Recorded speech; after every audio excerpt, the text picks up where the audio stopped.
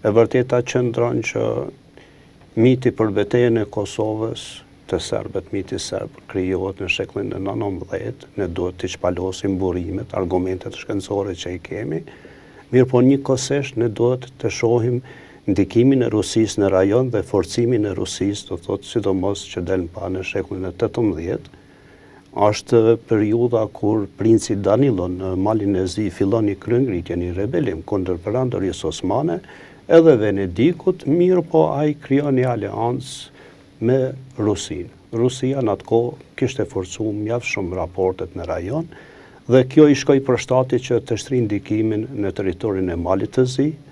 E di ma vonë edhe me një Goshin që faktikisht si pasardhës i familjes së princit Danilo ka dhe burime historike që do thotë që është zbuluar në arkivin e Cetinjes, që gjuha e tyre ka qenë gjuhë ilirishtja, pra nuk kanë folë gjuhën slave, është botu se dione për herë të parë nga një studius serb në vitin 1956, dhe duhet parë përgjithësi si ka viju shekulli i 18, ndikimi i Rusisë, koncentrimi me misionar kishtar dhe ushtarak. Faktikisht, këto kanë ndiku sidomos pas betejave, kur fillon betejat me perandorinë osmane dhe i fiton të Rusia ishte në përsi ushtarake, perandoria osmane të gjitha ato beteja i realizon të armëpushimin e dëm të shqiptarëve duke dhuru të toka dhe dhurata nga vetë shqiptarët privilegjet. Duhet parë funin e shekullit 18. Funi i shekullit 18 për shembull ndikimin e madh të Habsburgëve, sidomos Katarina që martohet me Pjetrin e Madh, dhe ndikimin në atë periudhë zgjerohet në pjesën e Kretës, mirë po kemi një lëvizje të përgjithshme në Evropën perëndimore të sotme. Do të kemi një qytetërim, një civilizim, një zhvillim teknologjik. Atje lindë dhe teoria e Wikelmanit për krijimin e shtetit, për shembull, mbi gërmadhat e shtetit grek, një kombi grek, faktikisht mbi gërmadhat e kulturës ilire që ishin edhe në Athinë dhe këto. Kemi edhe klubin polak që themelohet në Paris me gjermanë veriorë së bashku edhe me polakët, me çekët, me slovakët, që natyrisht kjo ishte një dhuratë edhe për Rusinë dhe ishte një aleancë për rrujtjen e interesave të popullatës slave dhe qëllimi kryesor dëbimi perandorisë osmane prej Evropës.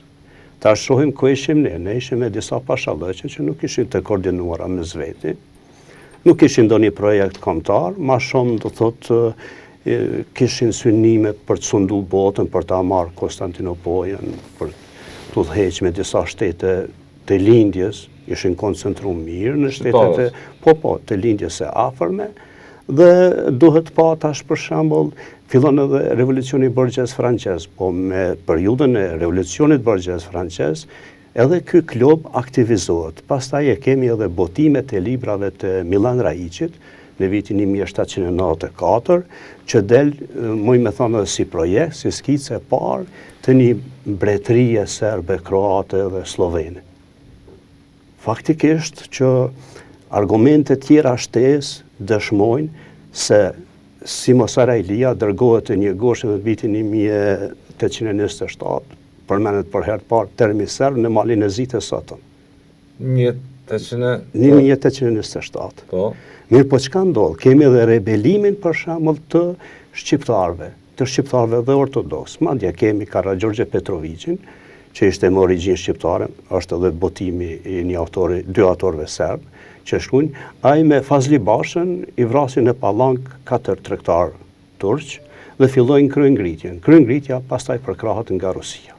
E vërteta qëndron edhe te pushtimi pastaj edhe i Kralevës në vitin 1806, që Ceko kolegu se ishin qytetet ishin me popullat shqiptare, në librin e Tatomir Vukanovićit shkruan saktësisht do thotë edhe numri shtëpive të Kralevës në vitin 1784, Kraleva i kishte 11 shtëpi serbe dhe 89 ishin shqiptare dhe turke. Faktikisht turke nuk ishin, sa ata ishin vetëm administratën, dhe këtu fillon një luftë për pushtimin e Kralevës. Në 1806 janë 3000 misionar rusë që e mbështesin do të Karagjorgje Petrovicin kundër ushtrisë tjetër muslimane që po ashtu ishte shqiptare, dhe ne kemi shku në një vllavrasje.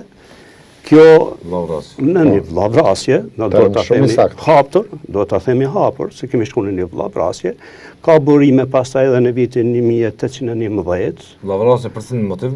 Për motivin, për shembull, një pozicion ishte i shqiptarëve që ishin pozicionu për debimin e perandorisë osmane, që rolin kryesor e kishte Rusia që dirigjonte në organizimin e tyre, dhe pala tjetër që ishin, do thotë, ushtar osman që donin të harunin Iranin dhe qësinë dhe privilegjet e tyre.